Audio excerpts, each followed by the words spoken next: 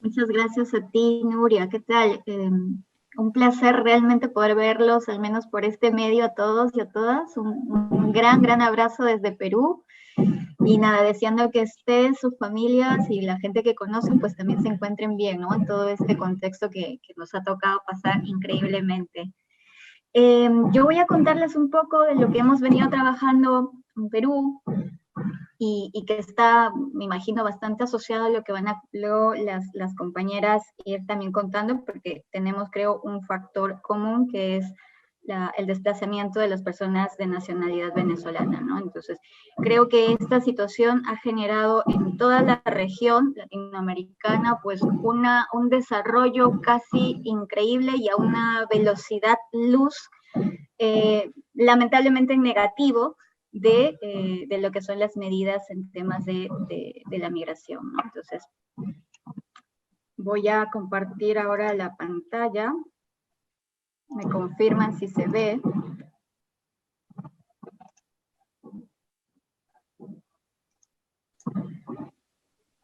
Se ve ¿Sí? perfecto. Sí, se ve muy bien, gracias. El título de mi presentación es un poco curioso, Movilidad humana en Perú, nuevos desafíos o desastres legales. Yo he querido empezar contando con esta variación a lo que es el título, porque en el desarrollo en sí de la ponencia, pues me puse a pensar, ¿y qué les voy a contar que no sepan ya, todos mis queridos y queridas colegas?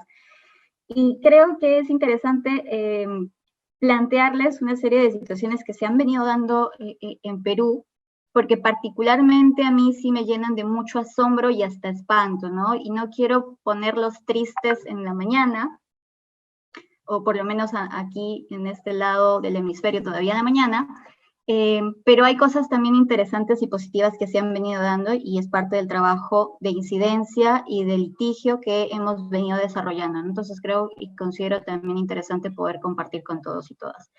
Algunos datos interesantes, algunos datos generales. Sabemos que la situación del desplazamiento de las personas venezolanas en todo el mundo es inmenso, son 5 millones según lo que ha reportado la plataforma regional liderada por ACNUR y OIM. Son un poco más de 5 millones de personas que se han venido desplazando por toda la región, de los cuales 870,000 han ingresado a Perú de manera regular. Y aquí sí me detengo a este dato, ¿no? Son 870,000 que han podido reportar su ingreso a una autoridad fronteriza peruana. Pero ese no es el número final o el número total de las personas que podemos encontrar en el territorio peruano. Muchos sabemos, y es conocido, que la migración, mientras más obstáculos, barreras o impedimentos se presenten para las personas ingresar, van a encontrar medidas o caminos alternativos para poder hacer este paso. Es así que como también creo que la mayoría sabe, la mayoría de nuestros países en la región han empezado a colocar barreras o limitaciones administrativas para el ingreso de las personas de nacionalidad venezolana. En el caso peruano, esto se llegó a concretar en el año 2019 con la imposición de la pseudo llamada visa humanitaria, ¿no? Que de humanitaria sabemos poco tiene. Pero esto genera también de que muchísimas personas que no están en esa posibilidad ingresen de manera irregular o haciendo uso incluso de redes de tráfico ilícito de migrantes. En cualquiera de las situaciones exponiendo su integridad y todo lo que ello significa. También en base a esa misma página se entiende o se ha calculado que es 1 millón o más de 1 millón el número final de personas que han ingresado a Perú hasta enero de este año. ¿Okay? 1.200.000 personas es lo que ha dicho alguna autoridad del Estado, pero 1 millón es lo que ha redondeado esta página web del R4B. Entonces, ¿de qué estamos hablando? Estamos hablando de que en Perú habría más de 200.000 personas que han hecho un ingreso completamente irregular o clandestino, que en la mayoría de las situaciones los va a dejar en una situación de indefensión o incluso de imposibilidad de asimilarse a alguna medida de protección legal en términos migratorios. De ese 1.477.000 personas sí podríamos decir que se encuentran amparados en algún estatus migratorio de regularidad, ¿no? Ya sea a través de lo que fue en su momento el PTP o en base a alguna calidad migratoria que hubieran obtenido durante este tiempo que se encuentran ya en territorio peruano. Un dato curioso que tampoco no es desconocido ya para la mayoría es que Perú es el primer país en el mundo en recepcionar solicitudes de refugio o de protección internacional de personas de nacionalidad venezolana con ya cerca de 500.000 de solicitudes pendientes de resolver, de las cuales mi estado ha podido dar la maravillosa respuesta a 2.000 personas de que son reconocidos como refugiados bajo la Convención de 1951, porque también ese es otro tema grande en debate, en nuestro contexto al menos, es sobre la aplicación de la Declaración de Cartagena de 1984, ¿no? Esos son los datos más generales y más resaltantes en cuestiones numéricas, ¿no? ¿Esto qué significa o qué es para nosotros? Que representa muchos desafíos. Los principales desafíos están en el sistema de protección internacional como en el sistema migratorio, ¿no? En el sistema de protección internacional, pues lo que tenemos es un desborde total de las medidas que este sistema brinda para nuestras personas de interés, ¿no? Y actualmente, producto de la situación de pandemia, de cuarentena, nos encontramos ante otro obstáculo que es aún más grande e imperdonable, si se podría catalogar, ¿no? Y es el hecho de que no se está garantizando la posibilidad de acceder ni siquiera a la solicitud de refugio. Esto debido a que la mayoría de las instituciones públicas en donde se podía hacer la presentación de esta solicitud, que era el Ministerio de Relaciones Exteriores, las oficinas desconcentradas, es decir, las oficinas internas del Ministerio a nivel nacional, los puestos migratorios de control fronterizo, en la actualidad no vienen recogiendo estos pedidos. Y la alternativa que se brindó en un momento de la pandemia, que fue habilitar un sistema virtual online, dejó de funcionar esto desde septiembre del año pasado, con lo cual en este momento en Perú no hay un canal propuesto por la propia autoridad, por el propio Estado, para poder hacer constancia de estos pedidos de la solicitud de refugio en Perú. Otras situaciones que también me imagino habrán podido identificar ustedes en prensas, en medios, que está sucediendo en los últimos días, tiene que ver con todo lo de frontera, esta militarización de la zona de frontera que ha afectado gravemente los derechos de las personas que estaban en movilidad. Esto, por un lado, porque nuevamente el pedido o la garantía para poder solicitar refugio no se encuentra en este momento garantizado, y por otro lado, por las situaciones de uso de la fuerza, que en no tenemos todavía certeza de si se ajustan o no a algún protocolo establecido por la autoridad, que en este caso es el Ministerio del Interior. En el sistema migratorio, pues el principal inconveniente que vemos es el uso de esta visa humanitaria, que nuevamente tenemos toda la certeza que de humanitaria no tiene nada, porque para empezar la exigencia primordial era, cuando estaba operativo esto, el portar un pasaporte, ¿no? Con toda la imposibilidad fáctica que existe para poder llegar a este documento, al menos en la actualidad. Otra situación que también encontramos como un desafío, pero un desafío que vamos a ir catalogando en esta primera parte como ya casi tradicional, es la falta de la aplicación de la calidad migratoria humanitaria que se encuentra en nuestra ley de migraciones, en la ley de migraciones o el decreto legislativo 1350, ¿no?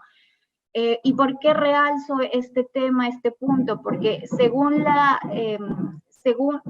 presentación de este artículo, es debido a esta calidad migratoria que se podría garantizar el alcance a un mayor número de personas que se encuentran en una situación de vulnerabilidad a un documento en el caso del Estado peruano. Sin embargo, esta calidad migratoria solo se ha hecho aplicable en uno de sus extremos, ¿no? En el extremo de cuando la persona se encuentra fuera del país y solicita al Estado peruano el ingreso por medio de la visa humanitaria. Sin embargo, la otra parte de este citado artículo que establece también la posibilidad de presentar esta calidad migratoria en el territorio peruano no se viene aplicando. Y esa es una de las cuestiones que nosotros estamos empezando a litigar para poder hacerlas exigibles. Y finalmente, seguimos viendo como un problema constante, aun cuando las fronteras están cerradas y no sabemos cómo es que vienen ejecutando estas medidas, son las expulsiones, ¿no? Nosotros seguimos encontrando casos de personas que ya tienen resoluciones firmes incluso sobre el tema de la expulsión, que no se pueden materializar por el cierre de fronteras, pero que a la fecha tampoco Migraciones está dando alguna respuesta de cómo es que estas personas en algún momento van a o materializar en la sanción o pedir una medida de protección para no tener que salir del país. Esto, digamos, lo que les he presentado ahora mismo son los desafíos que ya venimos arrastrando desde hace algunos años en el Estado peruano y los podemos catalogar como desafíos tradicionales, ¿no? En los cuales estamos haciendo un trabajo, las varias organizaciones de la sociedad civil que venimos trabajando en el tema y por una u otra forma le hemos ido encontrando medidas o soporte legal para contrarrestarlas. Pero lo que les voy a presentar ahora tiene que ver con nuevos desafíos a nivel macro, a nivel institucional, que nos ponen los pelos de punta, si se puede decir, ¿no? Y tienen que ver con proyectos de ley presentados solo durante el año 2020. Hago un paréntesis. Antes de la situación, los proyectos de ley en Perú que tuvieran como tenor la situación migratoria o la situación sobre protección internacional eran inexistentes, no habían. O sea, podíamos hacer un barrido de todos los proyectos de ley y medidas que se hubieran buscado implementar desde el legislativo y no existían, porque no era un interés, no era parte ni de la ni del aparato técnico de los congresistas, ni del interés popular para que estos pudieran buscar legislarlas alguna medida. Pero ha sido a raíz del año 2020 y bueno, de los años previos, con toda la campaña que existe a nivel social sobre un rechazo sistemático a las personas de nacionalidad venezolana en el país, que hemos encontrado cada vez más congresistas curiosos e interesados en legislar sobre este tema, ¿no? Y es así que durante el año 2020 han sido muy fructíferos, han tenido una producción bastante interesante, sobre todo, nuevamente, si años anteriores no habían hablado para nada de este tema. Y encontramos 5 proyectos de ley que hablan sobre estos temas, todos con una connotación negativa, con efectos negativos para lo que son la protección de las personas en situación de movilidad. Entonces, por ejemplo, tenemos el proyecto de ley 4958, el que plantea la repatriación de extranjeros residentes en Perú afectados por la emergencia sanitaria. Oiga, yo leo esto y tal vez considero que es algo positivo, ¿no?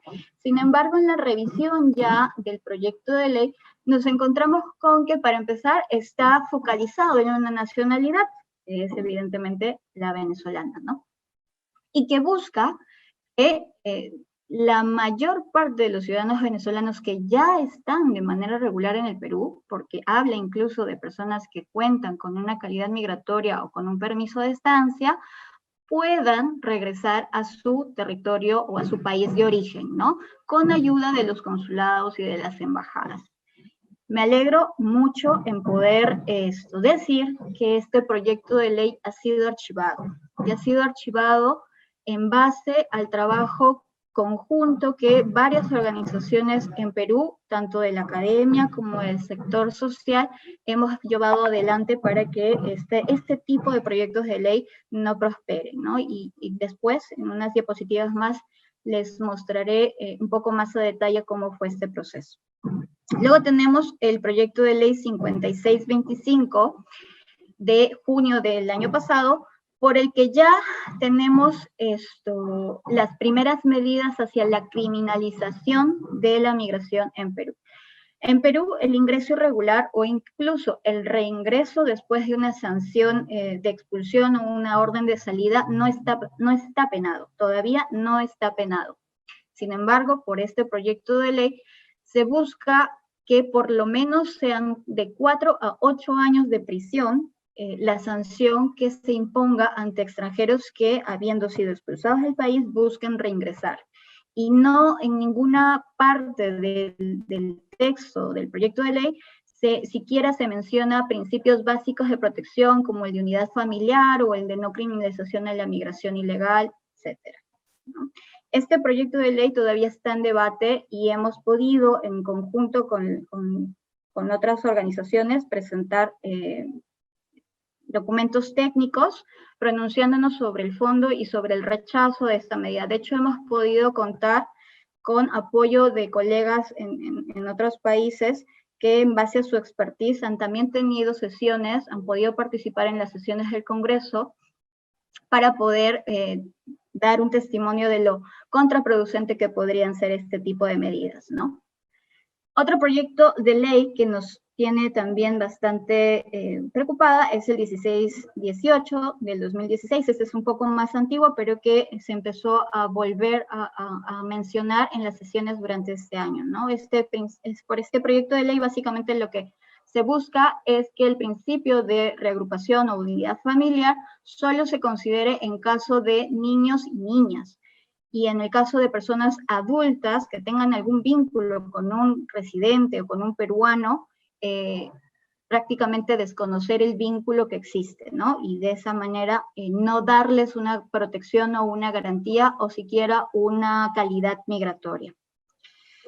Luego tenemos el proyecto de ley 5349, que este ya es como, oh, wow, tirado de los cabellos, por lo cual estamos pidiendo, las autoridades estaban pidiendo la no aplicación y la no invocación al Pacto Mundial para una Migración Segura, Ordenada y Regular.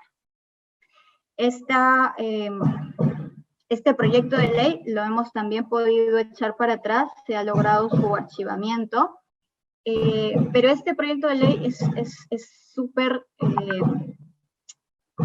tiene también una serie de elementos por los cuales cuando lo podíamos leer, claro, nosotros no dábamos crédito a lo que se estaba presentando, porque entre otras cosas pedían la expulsión de las personas que hubieran ya sido reconocidas bajo la Comisión de Refugiadas, ¿no? Lo cual nuevamente nos da luces de la grave situación que atravesamos en este contexto, además futuro de elecciones, porque estas son medidas ampliamente populistas que lo único que buscan es garantizar votos de una población cada vez más descontenta con el fenómeno migratorio. Y finalmente tenemos el proyecto de ley 6222, que va básicamente por la misma línea, ¿no? El de criminalizar la situación de los ingresos irregulares y el no permitir el ingreso de extranjeros que tengan sentencias penales u órdenes de captura vigentes y la expulsión de los mismos. Bien, como les contaba, todas estas son medidas que han sido presentadas o han sido trabajadas durante el año pasado y en las cuales como clínica jurídica, como organizaciones de sociedad civil estamos muy comprometidos para poder identificarlas y también para poder reprimirlas, ¿no? Ha sido producto de este trabajo coordinado, de este trabajo también de incidencia, que hemos podido lograr el archivamiento de 2 de estos proyectos de ley, el que habla sobre el tema de la repatriación de los extranjeros residentes y el que habla sobre la no invocación o aplicación del Pacto Mundial para una migración ordenada, segura y regular. Entonces, simplemente yo quiero comentarles de qué van o de qué iban estos proyectos de ley que gracias a Dios y al esfuerzo que hemos podido realizar, se han visto archivados, ¿no? El primero, el que hablaba sobre la repatriación de los extranjeros, pues está marcada, o hay una marcada nacionalidad para poder realizar estos procesos de repatriación, ¿no? De repatriación, perdón. Y es en ciudadanos extranjeros que tengan la situación de vulnerabilidad por una emergencia sanitaria, que cuenten con una calidad migratoria residente humanitaria o con PTP. Vale decir, aquí es necesario decir que estas calidades migratorias y este permiso, el permiso temporal de permanencia, son estados legales que corresponden únicamente a personas de nacionalidad venezolana. Por ende, encontrábamos aquí un elemento ya de discriminación en torno a la nacionalidad, que fue uno de los argumentos que utilizamos para los informes técnicos presentados y para el momento también de la presentación en la Comisión de Ética del Congreso. Y el otro elemento que buscaba o que proponía este proyecto de ley es que todas estas repatriaciones fueran realizadas por parte del Ministerio de Relaciones Exteriores a través de los consulados o embajadas del país de ciudadanía de la persona que se deseaba repatriar.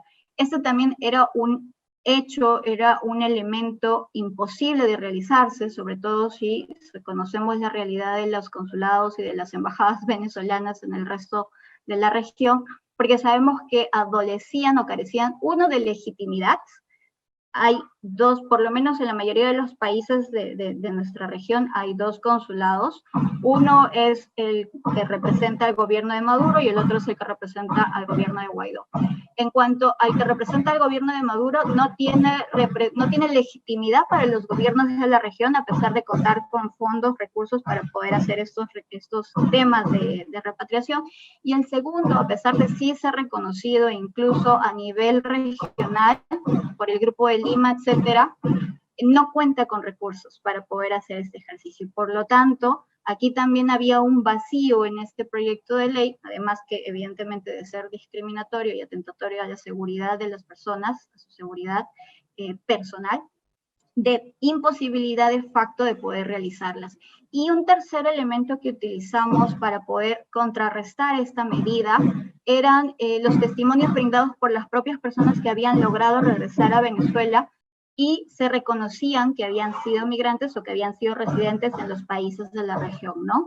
¿Esto por qué? Porque también se conoció, se supo, de que eran sometidos a una serie de espacios, para empezar, no propios de medidas de aislamiento, de cuarentena necesarios para el contexto actual en el que estamos, y dos, porque también habían habido situaciones de represalia contra ellos, ¿no? Entonces, nuevamente, pudimos hacer notar a la comisión que este proyecto de ley finalmente iba a degenerar en inseguridad y probablemente en represalias en contra de las personas de nacionalidad venezolana que se acogieran o que estuvieran dentro de los efectos de este proyecto de ley. Y el segundo proyecto de ley que logramos contrarrestar es el que habla de la no aplicación del Pacto Mundial, ¿no? Y aquí habían dos supuestos sumamente calientes o sumamente fuertes, por los cuales esto no debía de pasar, no debía de suceder, más allá de que el pacto sea o no vinculante para los gobiernos. Y el primero es el que dispone que, además de no estar afectos al pacto, los permisos temporales de permanencia, el PTP, otorgados al amparo de todos los decretos supremos que dieron luz a esto, fueran dejados sin efecto.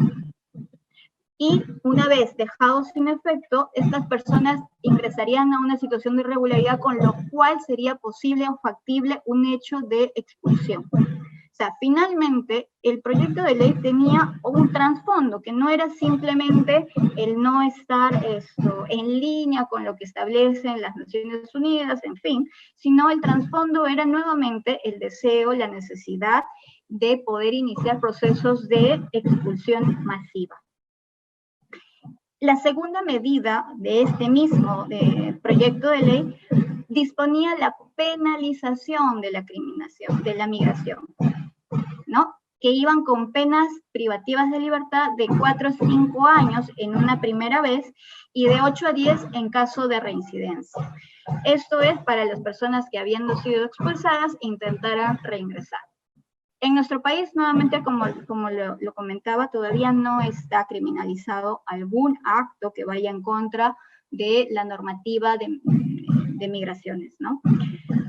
Pero con estos proyectos de ley, lo que intuimos y lo que lamentablemente estamos buscando que no suceda es que tarde o temprano en el Perú va a haber también situaciones de penas privativas de libertad por infracciones a la ley de migraciones, ¿no? Por infracciones administrativas que hasta este momento son administrativas.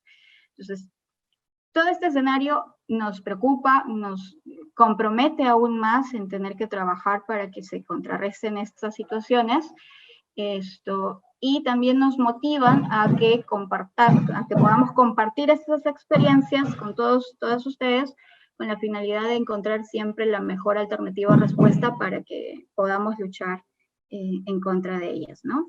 Entonces, eso era lo que quería el día de hoy compartir con ustedes, colegas, y nada, dejo el espacio para mis siguientes colegas. Pido disculpas por el ruido que está